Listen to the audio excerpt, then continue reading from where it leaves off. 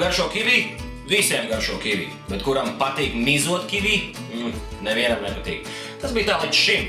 Paskatīsimies, kā mēs varam šo procesu padarīt skaistāku, vieglāku un gudrāku. Mēs ar asu nazu nogriežam kivī maliņas. Un pēc tam sāniņā iegriežam tā, lai tikai miziņu skartu. Ja? Paņemam karoti un viegli aizslidinam to zem miziņas. Un tālāk jau ļaujam ar rokai darīt visu pašai. Jā, gandrīz, tikpat kā. Vēl mazliet šeit es piestrādāšu, bet ideju jūs sapratāt. Smuka miziņa. Gandrīz smuks kivī.